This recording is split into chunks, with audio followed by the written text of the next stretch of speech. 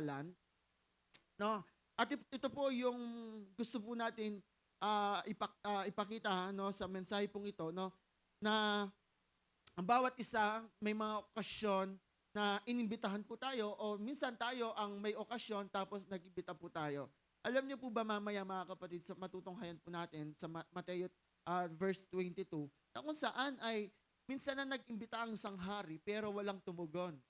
Walang gustong pumunta. Pero di ba sa realidad, pag mo'y nag-cut, mga nag-cut. Di ba? Parang, watang mo naman, mumunta. Pero potang agka mo lo, ananta, pag iniimbitahan mo naman, hindi na pumupunta. Pero pag hindi mo imbitahan, sumasama naman yung loob. Di ba? So, kung titignan po natin, nangyari po yan no, sa talinghaga po ng kasalan, dito po sa Mateo, na kung saan, no, sabi niya, muling nagsalita sa kanila, medyo mahaba po ito, pero kukwento na lang po natin, sabi niya, muling nagsalita sa kanila si Jesus sa pamamagitan ng talinghaga. Sinabi niya, ang paghahari ng Diyos ay maitutulad sa kwentong ito. No? Ito yung talinghaga na kung saan ito yung kasalan na pinag-imbita ng hari. Sabi niya, may isang hari na naghanda ng salo-salo para sa kasal ng kanyang anak niyang lalaki. Sinugo niya ang kanyang mga alipin upang tawagin ang mga inimbitahan sa kasalan. Pero ayaw nilang dumalo. Imagine mo yun, no?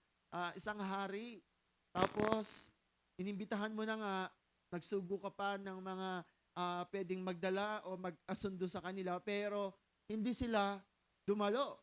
Sabi niya, sinugo niya ang iba pang mga alipin upang sabihin sa mga inimbitahan, handa na ang lahat. Ready na nga gana-gana. Handa na ang lahat.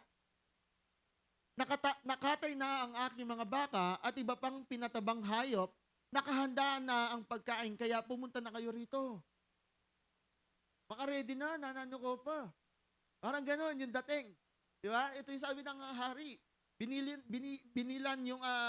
niya sa mga alipin niya na ganito yung sabihin mo, nakahanda na lahat, no? Nakapag na, nagkatay na, kumbaga, kakain ka na lang. Parang ganun yung dating. No? Pero hindi ito pinansin ng mga inimbitahan. Wow. Ha? Sino po dito yung gano'n na inimbitahan mo na nga, alam mo, iyapeng ebisa. Yeah, may mga gano'n, may mga pagkakataon. Pero ito, hari yung naghanda para sa kasal niyang lalaki, hari din yung nag-imbita. No, sabi niya, pero hindi ito pinansin ng mga inimbitahan, ang iba'y pumunta sa bukid nila at ang iba'y nasa negosyo nila. Parang pinaliwala nila. No, nagpaka-busy, no, sa kanilang mga negosyo, sa kanilang mga trabaho. No, sabi niya, ang iba na may sinunggaban ang mga alipin ng hari, hiniya at pinatay. So parang hindi sila welcome. Sila na ngayong inimbitahan. Tapos pinagtabuyan pa, sinunggaban pa, no? So sabi niya, kaya galit na galit ang hari sa ginawa ng mga ito. Wapi naman, ninong matula. No? Sino matutuwa dun sa ikaw na nga naghanda, nagkatay, kumbaga, nilatag mo na lahat, kakain na lang, makikiselebrate na lang. No? So, anong pakiramdam nun? Naghanda ka, kasi alam mo, may pupunta, pero yung mga inimbitahan mo, di ba, walang dumalo, walang pumunta. Di ba nakakalungkot yun? Parang nakakapanghina ng loob. At yun po yung nangyari dito sa talinghagang ito. Kaya sabi niya, kaya galit na galit ang hari sa ginawa ng mga ito. Inutusan niya ang kanyang mga sundalo na patayin ang mga pumatay sa kanyang mga alipin at sunugin ang lungsod ng mga ito. Oh, galit yung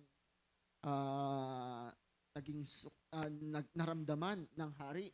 No, pagkatapos, sinabi ng hari sa kanyang mga utusan, handa na ang salo-salo para sa kasal ng aking anak, pero hindi karapat-dapat ang mga inimbitahan. Hindi sila karapat-dapat, pero inimbitahan ko sila. Pero hindi dumalo. No? Sabi niya, pumunta na lang kayo sa mga mataong lansangan at imbitahan ninyo ang lahat ng inyong makita. Papi naman, may gandaya, ating kasal. No? So, anong ginawa? Pumunta na lang kayo sa mga lansangan, yung kung sino na lang makita niyo, imbitahan niyo sila. So, inopen niya, kumbaga naging open gate na yung pag-iimbita. Next verse, pumunta na lang kayo sa mga mataong lansangan at imbitahan ninyo ang lahat ng inyong makita. Pumunta nga sa mga lansangan ang mga alipin at inimbitahan ang lahat ng nakita nila. Masama man o mabuti, kaya napuno ng bisita ang pinagdarausan ng handaan. Nang pumasok ang hari upang tingnan ang mga bisita, nakita niya ang isang lalaking hindi nakasuot ng damit na para sa kasalan. So, na-expect siguro ng hari na ito na kapag kasal, ano yung susuot? Formal, di ba? Yung maayos yung pananamit, yung garments niya is talagang nakaayon sa okasyon. Kaya tinanong niya ang lalaki, kaibigan, bakit pumasok ka rito nang hindi nakasuot ng damit na para sa kasalan? Hindi nakasagot ang lalaki. Kaya sinabi ng hari sa kanyang mga utusan, talian ninyo ang mga kamay at paa niya at itapon sa dilim. Doon sa labas, doon ay iiyak siya at nagngangalit ang kanyang ngipin. No, tignan po natin, ito po yung talinhaga na kung saan may gustong pong iparating ang ating Diyos sa atin. Yung iba, sabi, porke lang masanting yung susulod, welcome. Dumaan yung diyangaluwakan yan. Pero tignan po natin, ano po ba yung gustong sabihin ng ating Diyos dito?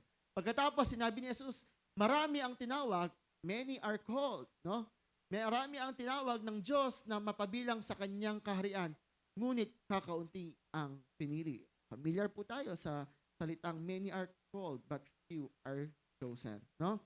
At tayo pong lahat ay yumukot manalangin. Muli, Panginoon, kami ay nagpapasalamat, humihingi ng gabay, Panginoon, ng Santong Espiritu sa pagbabahagi, sa pag-aaral po namin, Panginoon, ng mga salita. Dalangin po namin, Ama, samahan mo kami, gamitin mo itong talinghaga, Panginoon, sa kasalan na kung saan, O God, may papakita mo ano po yung nais mong iparating sa amin. Kaya samahan mo kami, Panginoon, samahan mo ko, at nais po namin, Panginoon, ikaw ang siyang mangusap sa bawat isa. In Jesus' name, Amen and Amen.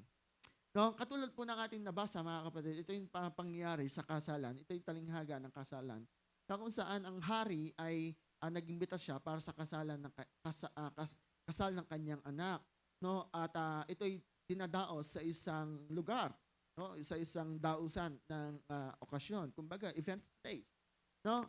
At nakita rin natin na may mga inimbitahan na hindi tumugon. At kahit na sinundo pa sila, kahit na may service na sila, no, kahit na may access na sila, kahit open gate na sila, hindi sila dumalo. Nagalit, no, nagpaka-busy, hindi parang nag-neglect lang. Kumbaga, umuo lang siguro na tapos tamong basti bat agad mikawani hanapin no. So, kung titingnan po natin tong pangyayaring ito, maging tayo ay may naranasan ganyan, mga birthday, kasal, reunion, no? Maging yung mga personal events po natin. Kapag special ang nag-invite, di ba, excited po tayo. Kasi alam mo, o nagpapasalamat ka kasi naalala ka, inimbitahan ka, no? So, ibig sabihin, darating yung sa araw na talagang paghahandaan mo yung ususuot mo, paghahandaan mo yung kung ano yung gagamitin mo, di ba? So, minsan mag-aarkila ka pa, minsan ay talagang bibili ka pa ng bago, no? Pinaghahandaan natin yung susuotin natin. Hindi lang natin basta-basta ito ini-ignore. Kasi inaimbitahan nga po tayo. Pero paano kung yung nag-imbita ay hari, no? Yung si King Charles, no? Familiar po ba kayo kay King Charles? No? Yung hari yung mismo, hindi lang siya CEO, o sabihin na natin presidente, sabihin na natin yung hari, no? Yung nag-imbita sa'yo. Di ba? Kapag hari yung nag-imbita sa'yo, parang napaka-special mo. Special ka talaga kasi ang daming pwedeng imbitahan, pero ikaw, ikasa ka sa mga inimbitahan. Kaya lang, dahil nga,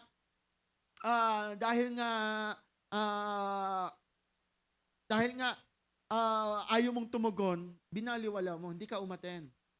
Tamo po umigaten, hindi tayo dumalo. Pero, kung titignan po natin, sa talinghagang iyon, kung mapapansin po natin, may gustong sabihin ng ating Diyos sa atin. Ito po yung talinghaga na kung saan ito yung pagpapakita na ito po yung salvation. yung hari inimbitahan, ang hari sinisimbolo ng ating Diyos Ama. Yung kasal ng lalaki, it symbolizes Jesus. Sinisimbolo na ito si Jesus. No? At yung pinagdadausan, yung events place, ito yung kingdom o kaharian ng ating Diyos. At yung puntong iyon, ang kasalan, ito yung pinag-iimbita ng kaligtasan. Salvation. Sabihin po natin, salvation. Alam po natin yung salvation, ito yung pagliligtas, kaligtasan. At ito po yung talinghaga na kung saan pinapakita ng ating Diyos na minsan ganun po tayo, minsan ganun yung mga tao. Kahit na ang Diyos na siyang nag-imbita personally, no, invitation, ang ginawa kasi ng hari, di ba? Intentional, personal niyang pinag-imbita ito. Nag-utos pa siya. Inutusan pa niya kanyang mga alagad, ang kanyang mga alipin. No, para imbitahan na sa ganon dumalo sila sa kasalan. Sa ganon din po ginagawa po natin mga kapatid. Sa pagdidig group po natin, inuutusan po tayo ng ating Diyos na tayo'y mag-imbita, na tayo'y magbahagi ng salita ng ating Diyos, na sa ganon, maligtas po sila, madala po natin sila sa kanyang kaharian. Yun po yung purpose po natin. No, hindi lang para magsaya, hindi lamang para tayo'y mag-enjoy. Gusto ng ating Diyos, ma-enjoy po natin yung mismong pagdadausan, yung kingdom ng ating Diyos. Kaya lang, napansin po natin, nag-imbita na nga yung hari pero walang dumalo. Inimbitahan na nga niya isa-isa, pero may mga pumunta sa kanilang negosyo, sa kanilang bukid, sa kanilang mga trabaho, kung ano-anong mga pinagkakabisihan po nila. And same thing na nangyayari sa realidad ng buhay po natin. Minsan, no, kapag si Lord ang siya pinag-iimbita po natin, parang ang bigat. Sige, pero ini man talaga munta. Tanguya mo, pero ini man talaga munta. Inimbitahan mo na nga siya, talagang nagdaos ka ng D-group mo doon. Pero pag inimbitahan mo, hindi naman siya pupunta. So, ganun po ang ginagawa po natin sa D-group. Minsan talagang makikita po natin, nag-exert ka na ng effort, talagang nag-extend ka na ng service mo, no? Para lang maimbitahan mo siya, pero hindi siya dumalo. Pag tinanong mo siya, bakit? Nasa negosyo, nasa trabaho, nasa bukid, nasa ganyan, nasa ganyan, nasa ganyan.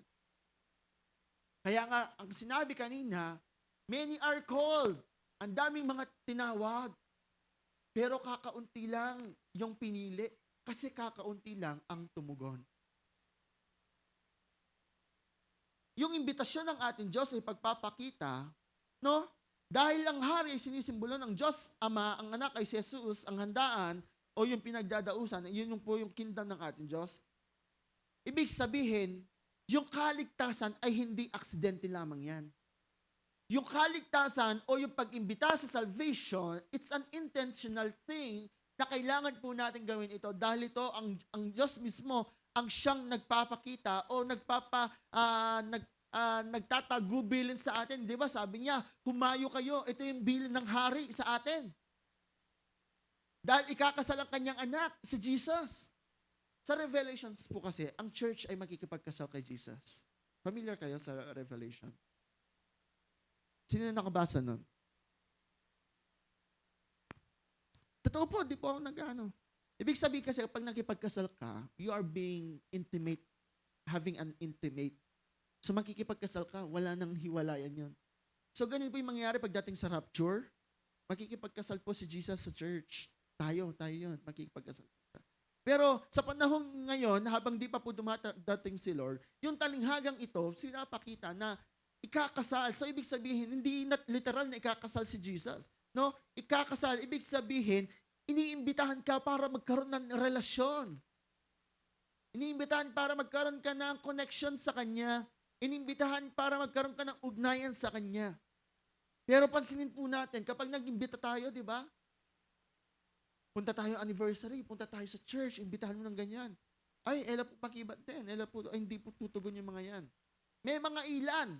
Pero siguro 80 to 90% hindi tutugon yung mga yan. Pero imbitahan mo sila na, sige, punta tayo kay Mayor, magbibigay ng ayuda. Alas 7 yun, alas 6 pa lang, nandun na, alas 5 pa lang, nakabihis na yan. 5:30 pa lang, nandun na yan, nakapila na yan. Totoo po ba yun? Pagkain, pera, ayuda, totoo po yun. Pero pagdating kay Lord, alas 8 yung pinag-usapan, alas 8 matutudya pa. Kasi bakit? Wala sa puso niya yung pagdalo. Wala sa puso niya yung response.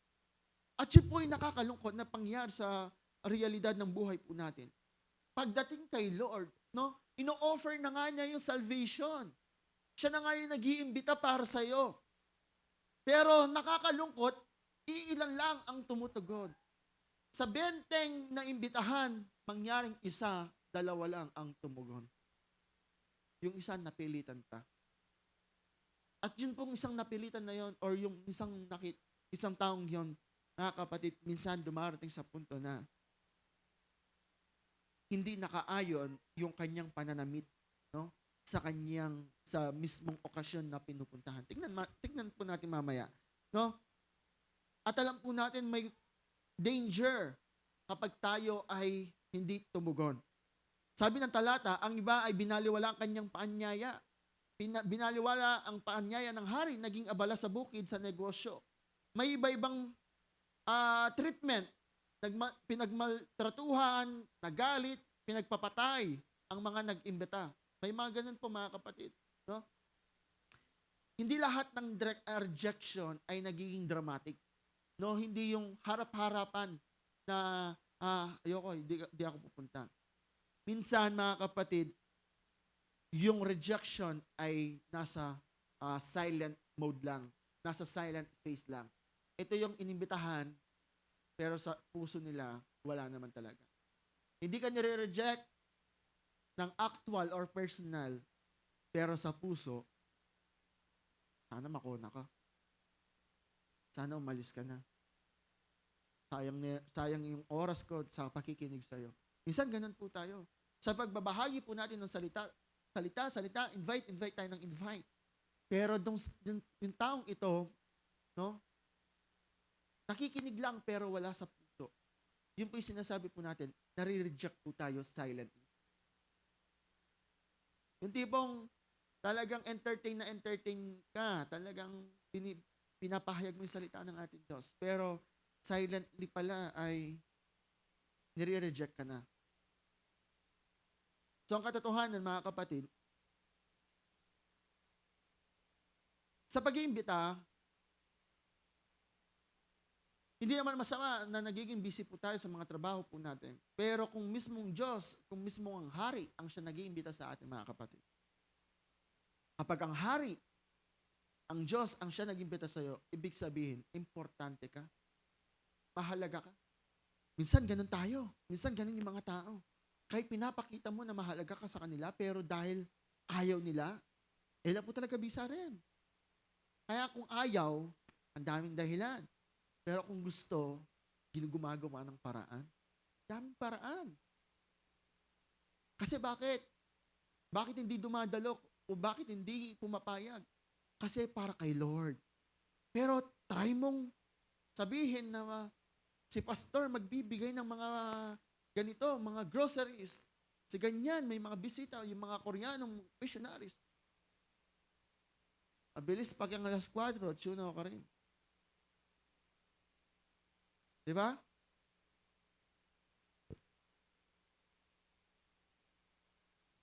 At sa mga nakita po natin, sa unang imbitasyon ay inimbitahan lang niya yung mga tao.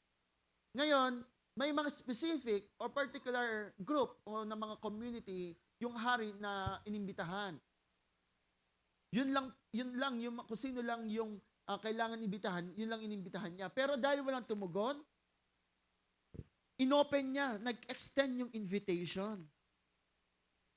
Maging yung nasa lansangan, maging yung mga nasa paligid nila, inimbitahan. Mabuti man o hindi, inimbitahan.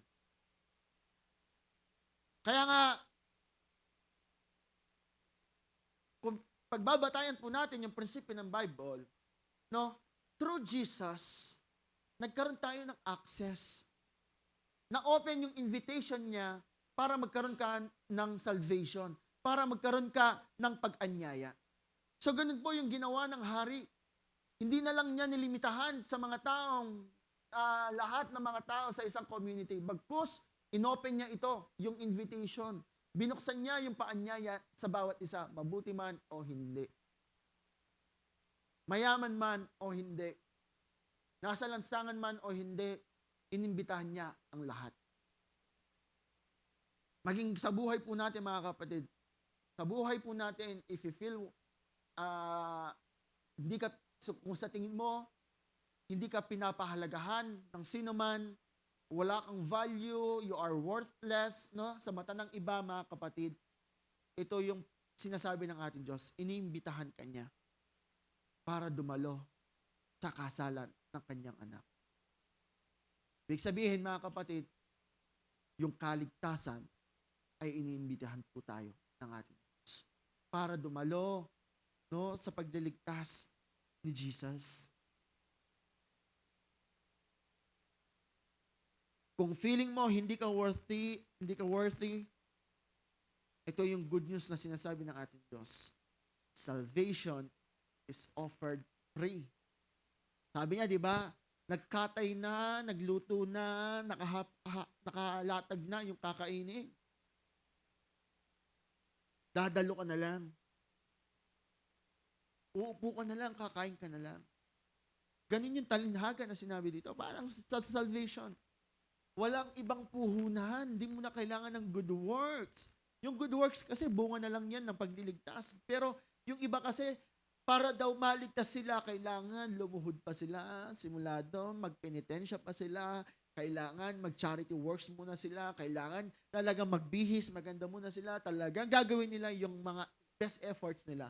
Akala nila yung kaligtasan ay ganun yung requirements niya.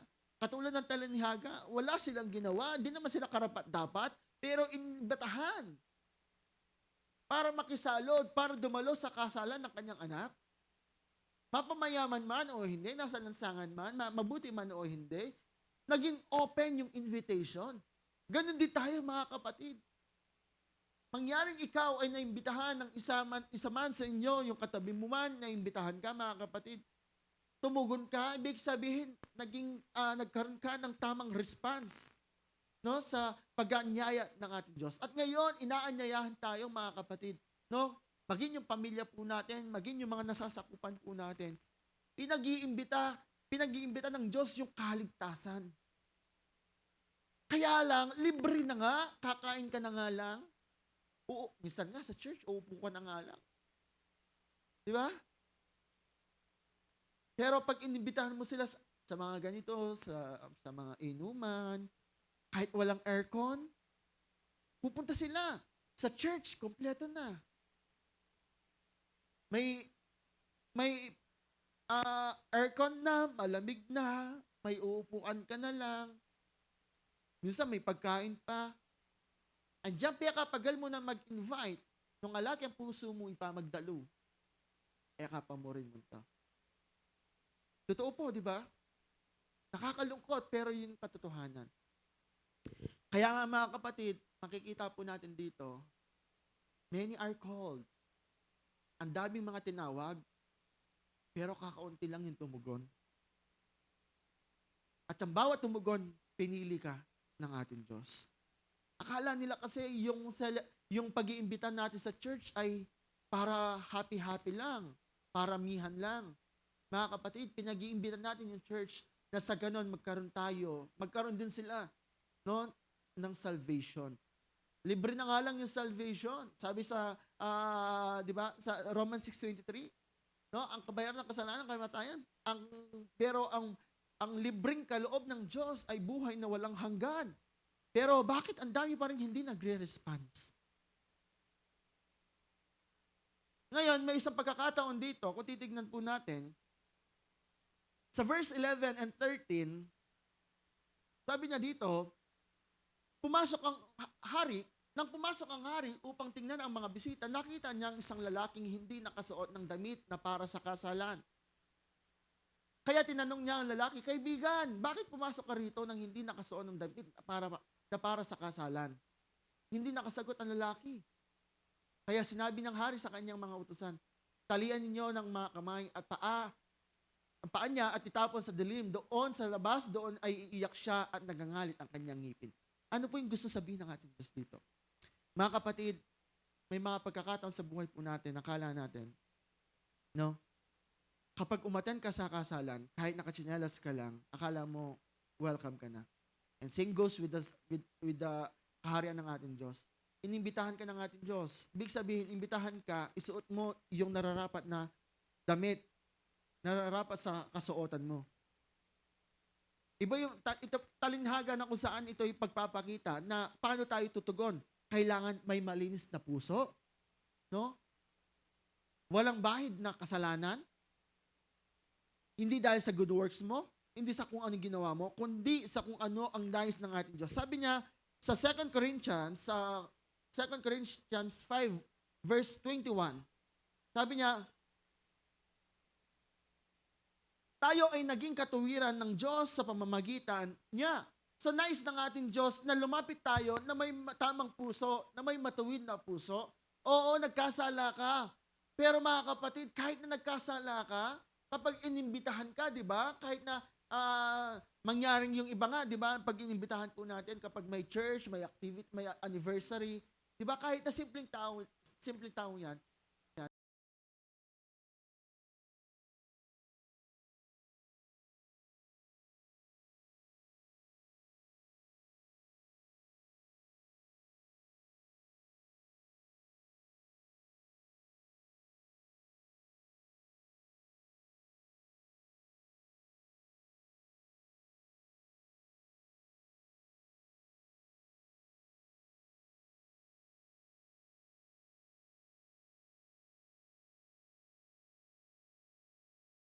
John, sa kasalang ito.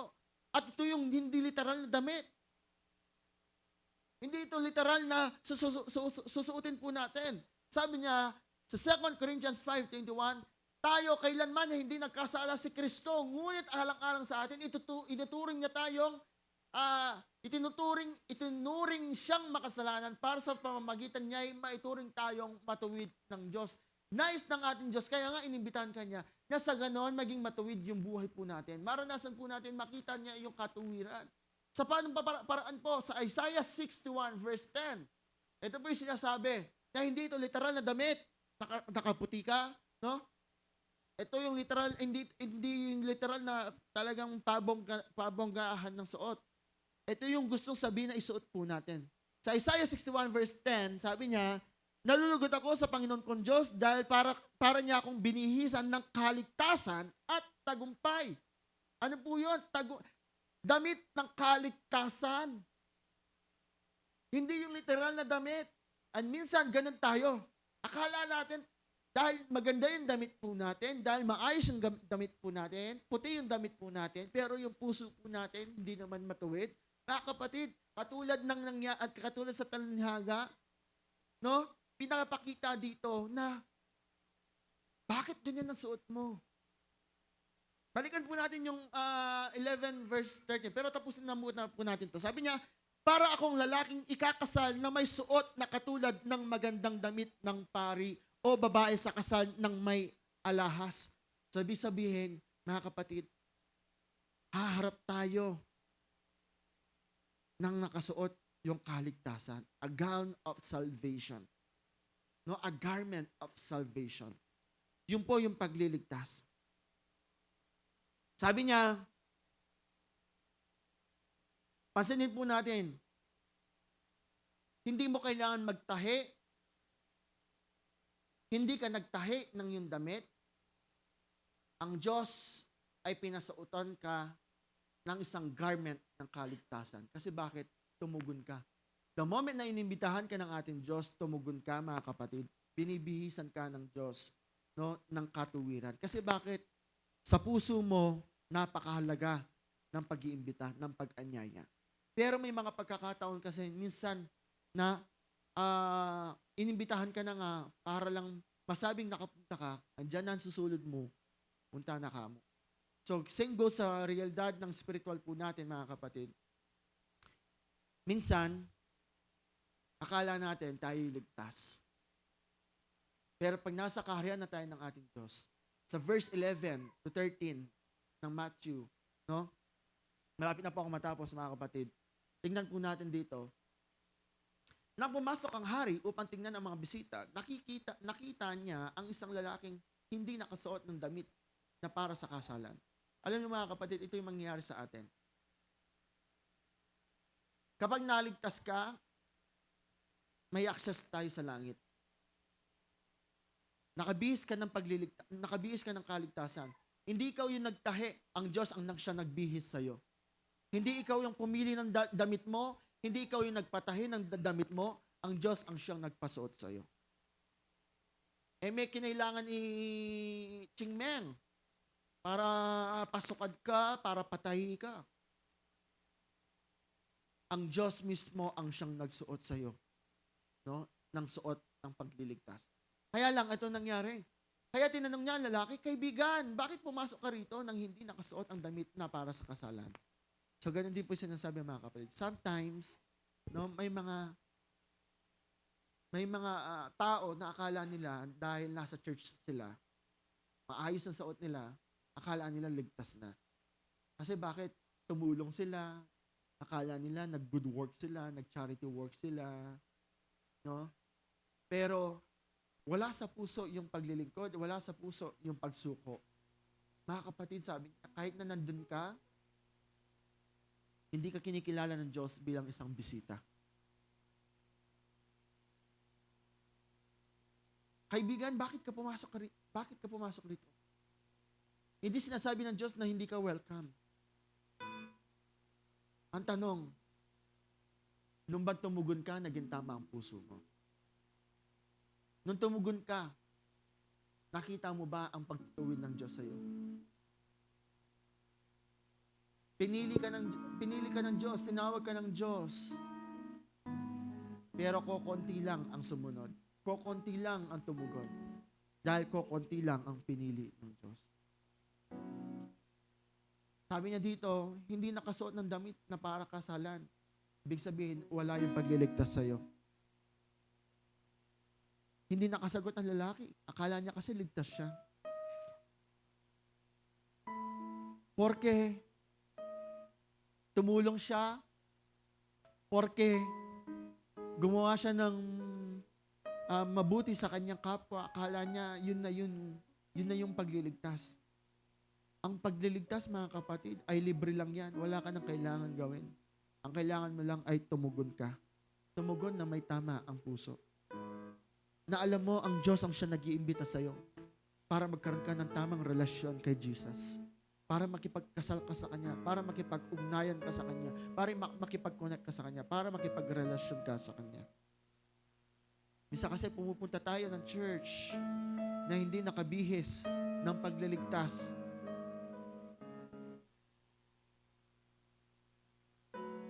Para lang makikain, pero wala sa puso po natin ng tunay na rason kung bakit tayo naparito.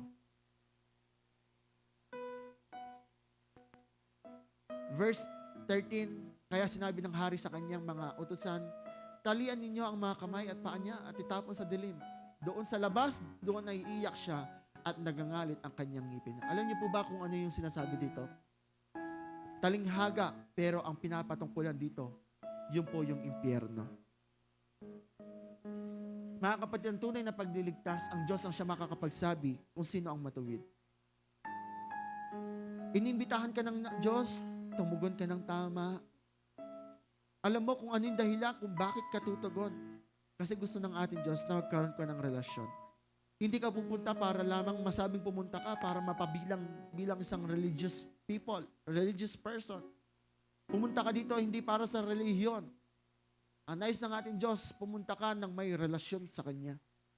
Kapag pumunta ka nang dahil lamang para lamang sa religion, ituturing tayong isang tulad ng itinapon, no? Itong taong ito, talian nyo ang mga kamay niya at paa at itapon sa dilim, sa impyerno po yan. Doon sa labas, doon ay iyak siya. Ibig sabihin, hindi siya welcome. Kasi bakit? Hindi naging tama ang kanyang puso. Mga kapatid, ang paanyaya po sa atin ng ating Diyos, yung pagliligtas po niya sa atin, tumugon po tayo ng tama. Kaya nga sa panghuli, sinabi niya, many are called, but few are chosen. Yung salvation, it's not a DIY project. Yung salvation, it's not a DIY na ikaw yung kikilos, ikaw yung gagawa para mapaganda. Salvation is a divine light, is a divine invitation from God na gusto niya magkaroon ka ng tamang relasyon. Tinapos ni Jesus ang mabigat na katotohanan, many are called, but few are chosen. Napakalawak ng imbitasyon, pero hindi lahat tumugon ng tama. Ang daming mga naimbitahan, pero nagpakabisi. Ang daming mga naimbitahan, pero nag-focus sa kanilang negosyo, sa kanilang trabaho, sa kung ano-ano man yung pinagkakabalahan nila. Nung dumating na yung punto na kailangan na nila, pumunta sila ng hindi nakadamit. Unfortunately, mga kapatid, katulad ng ginagawa ng sinasabi ng Bible, kapag dumating na yung punto na binawi na ng Diyos ang buhay po natin, wala nang bawian ito. Kung tinanggap mo ang ating Diyos na may relasyon ka sa Kanya, mararanasan mo ang karyan ng Diyos. Pero kung hindi nakalista, hindi nakarehistro yung pangalan mo sa aklat ng buhay, mga kapatid, nakakalungkot man, hindi natin mararanasan ang kaharian ng langit. Ibabagsak po tayo sa impyerno. Maraming nakarinig, maraming nasa church, pero kokonti lamang ang sumusunod. Hindi lamang, ang mensahe ito, hindi lamang sa mga kapatid po natin na wala sa church. Ang mensahe dito ay para din sa atin. Marami ang nakaupo, maraming nakakarinig, pero kakaunti ang sumusunod, kakaunti ang tumutugon. Ano yung sinasabi ng ating Diyos? Magkaroon ka ng tamang relasyon sa Kanya. Maraming pumapasok sa simbahan, pero hindi lahat nabibihisan ni Kristo ng damit ng kaligtasan. Doon po tayo dapat matakot. Akala natin, it is because we are wearing white, nakasuot po tayo, may halahas tayo, nakakapag-serve po tayo. Kung wala yung tamang relasyon po natin, mga kapatid, bali wala din ang yung pagpapagal. Huwag natin ignore ang invitasyon, huwag tayong gumawa ng mga excuses. Huwag tayong mag-compromise. Huwag tayong pumasok ng may sariling kaparaanan. Huwag tayong pumasok ng may personal agenda. Huwag tayong pumasok na iba ang layunin po natin. Ang handaan, ang kakaligtasan ay handa na. Nais lang ng ating Diyos na tumugon ka ng tama at makita mo ang dahilan kung bakit ka inimbitahan ng ating Diyos upang magkaroon ka ng salo-salo sa Kanya. Dahil sa Kanyang pagkikipag-isa sa atin, gusto niya maranasan mo ang tunay na pagliligtas.